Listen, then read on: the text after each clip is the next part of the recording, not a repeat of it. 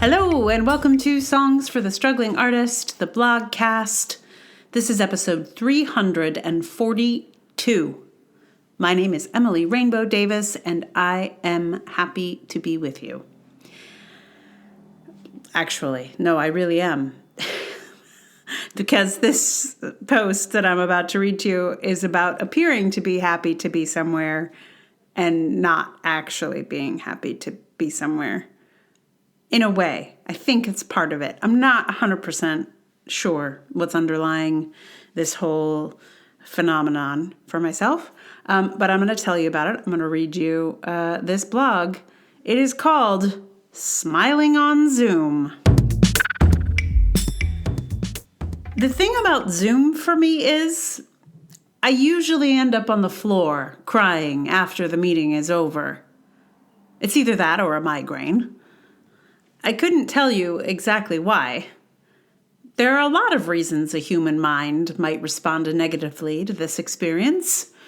Could be the cognitive load, the slight asynchrony, constraints on mobility, or the many other documented reasons Zoom can be challenging. But all I know is taking part in any Zoom, be it party, reading, rehearsal, or meeting, will result in either sobbing on the floor or lying in the dark with ice on my head. It's just what happens. And yet, I realized in a Zoom the other night, to the outside observer, I look like I'm very happy to be there and seem to be an enthusiastic participant. I'm not trying to appear so, I promise you. I don't even know I'm doing it. I think I'm surely revealing my aversion to this activity, but then the facilitator will call my name and ask me to speak. I think because I'm smiling. If there's anything I hate more than being on a Zoom, it is speaking on a Zoom. So I think to myself that I must try not to smile in Zoom meetings anymore. But I don't know if this is possible. Partly, it's just that I have resting smile face. This is the opposite of the famous resting bitch face, something I can only dream of achieving. It's also that, in a social setting, I fall into a kind of automatic pattern that I might just call the space heater. The way I deal with most social situations is to turn up my inner heat. I just kick out warmth. This is one of the reasons to invite me to your party. I will heat up a corner, for sure. In person, this is tiring, but also very stimulating and rewarding. I genuinely like meeting people and having friendly conversation. But in a Zoom, rather than feeling charming and sociable, I feel clumsy and ill at ease. I look comfortable and happy while I'm kicking out all the heat I have, and yet below my friendly exterior, as evidenced by my post-Zoom response, I am clearly treading treacherous water. I don't feel it while it's happening. If I did, maybe I could stop it.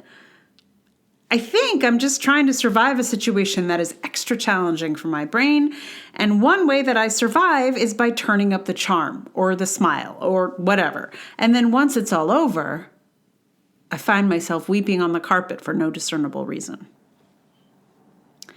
This last Zoom I was on featured 126 other people, though maybe only half of them had their cameras on. I had mine on only because if it had been in person, it might be called a networking event. So I figured I should go the whole way, given that I was required to be there. But then my Wi-Fi kicked me out of the meeting, and so I switched off the camera, though I wouldn't say my experience was any better without it. The other people I could see didn't necessarily look like they were having a good time. But when they spoke or commented in the chat, they were very enthusiastic, and their notes suggested they were enjoying themselves. Maybe all those resting bitch faces were actually having a marvelous time. Well, I looked like I was having a marvelous time, but was on my way to the pit of existential despair. Or maybe they were actually miserable and doing a great job convincing everyone they were having the time of their lives in the chat. There were a lot of good actors in the group. I know. Before Zoom, I was not fully aware of how often I was smiling. It is so much my default, I do not consciously catch how ubiquitous it is. The director of a play I was in years ago had to coach me to stop smiling while playing the cranky villain character. His theory was that I was just so happy to be on stage I couldn't not smile. Which might be true. But also, it's not just on stage, I guess. When I think I'm smiling, I'm actually just turning up the heat. The little smile is just my resting face, I guess. This explains why the people with the clipboards and the vests are always coming at me saying, "You look friendly." Because I do. Doesn't mean I'm going to stop for you, though. The thing is, I guess I do look friendly, and I suppose I actually am friendly. Unless you're one of those clipboard people, then I'm definitely not. But it doesn't mean I want to talk on a Zoom, I guess, is what the issue is. Do not mistake a resting smile face for a person who is dying to speak on a Zoom. I'd rather just skip ahead to the crying on the carpet portion of the evening, thank you. And if, God forbid, I should ever be in a position to lead a Zoom, this is a lesson for me too. To not assume a smile means an extra willingness to speak or participate. The smiler may just be a space heater. The thing about this particular pattern or experience I have is that it doesn't seem to be particularly common. Like, I have yet to meet someone else who's been like, "Oh, yeah, the crying on the floor thing? Totally do that." No one else that I've talked to. I have met other people who also can't stand the Zoom, but I feel like it's, I don't know. I may be weird, and that's okay. I don't mind being weird. It's just my truth. It also took a little while to like work out. Like because it's not direct. Like, it's not like, "Oh, I feel bad now that I'm on the Zoom." It would like take sometimes an hour before I ended up on the carpet crying. And then I was like, what does this crying on the carpet have to do with the previous time I was crying on the carpet? Oh, wait, they were both Zoom calls earlier in the evening. Like, because sometimes hours can pass before I end up on the carpet. Like, it's not immediate. It's weird. Anyway, I guess I'm weird. So I wrote about it because at least maybe, I don't know. I guess I'm also tired of explaining it because people are like, "Hey, you want to get on a Zoom?" And I'll be like, no. And then I have to, they'll be like, "Oh, but I love Zoom." And I'll be like, "Yeah, I mean, this is how it's going to end for me." Like, that's when I agree to do it. That's what I'm agreeing to. And in a funny way, it is related to migraine in the sense that, like, there are many activities that I know are going to lead to a migraine, right? Even if they're activities that I love and enjoy with people that I love and enjoy, I will say yes to some of those activities, knowing that it will guarantee me a migraine later. It's like I'm always weighing, is this event or person or combination of event and person worth the pain I am fairly likely to experience later? And sometimes the answer is yes. Like, okay, great. That's just, it's just going to be what it's going to be. And I feel like with Zoom, sometimes that's the way things happen. It's your only choice. I signed up to be on this like awards committee. I know it's going to suck for me because it's a Zoom meeting. But also I felt like, well, to participate in my community, I should do it. And sure, I'll cry, but that's part of life, I guess. Anyway, I found like I wanted to write about it because I feel like I'm explaining it all the time and it always feels so weird. Like, "Hey, weirdo." Also, just like I felt so awkward after this particular Zoom meeting. And sometimes the only way to deal with things for me is just to write about them. Or maybe I'll feel slightly better. So, yeah, anyway. If the sound sounds a little different today, it is because there is construction happening on the other side of the building. And that is closer to where I usually record the podcast. But if I were over there, it would be nothing but hammers and, I don't know, big machinery. So we're back over here. I have a different setup, so maybe it's not so bad. I'm doing a lot more stopping and starting for trains over here. And I haven't caught them all, so you may experience some trains going by in wherever you are where there may not be trains. So don't worry, it's not a ghost train, it's just trains on my recording.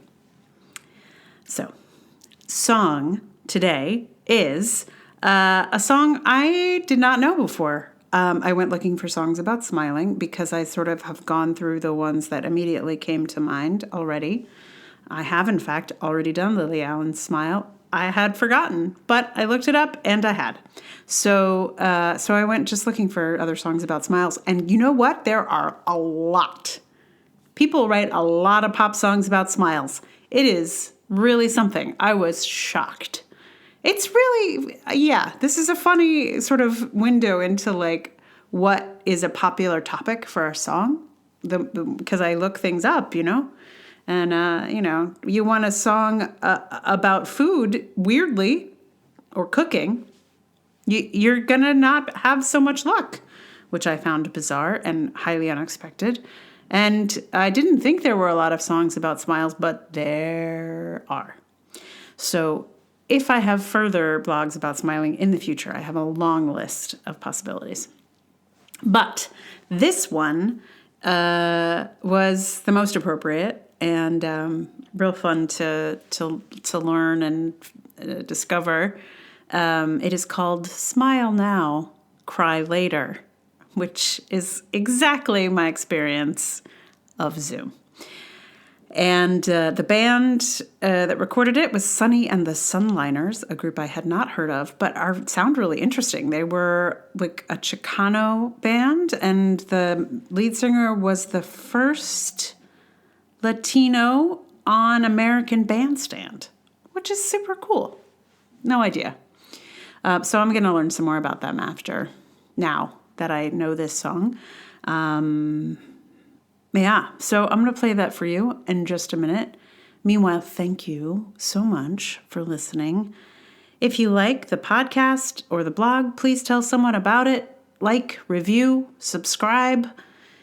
If you would like to support it with your dollars, amazing. Patreon.com/Emily R. Davis is the top spot. And there's also Ko-fi, there's PayPal. All those links are in the show notes. And those are the places. And thank you for listening. It really is awesome to have ears on this situation. So, not sure what to tell you else about Smile Now, Cry Later. It's me on guitar and a fair number of extra Emilys. I mean, that it's sort of like, it's the style of song that wants a lot of voices. So I have added some extras because it just was an open field in which to play. And so I did. So I hope you enjoy Smile Now, Cry Later.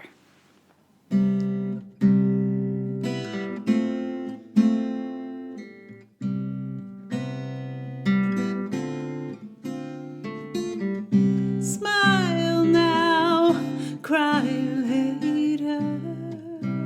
Ooh. Smile now, cry later for you. My friends tell me you could never belong to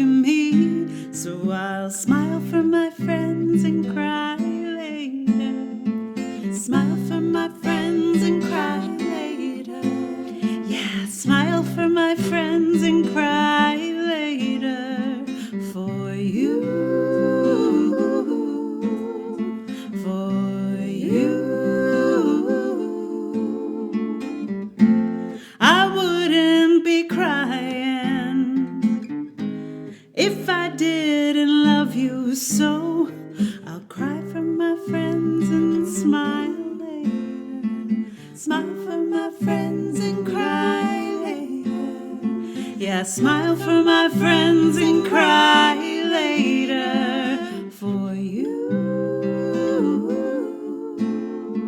For you.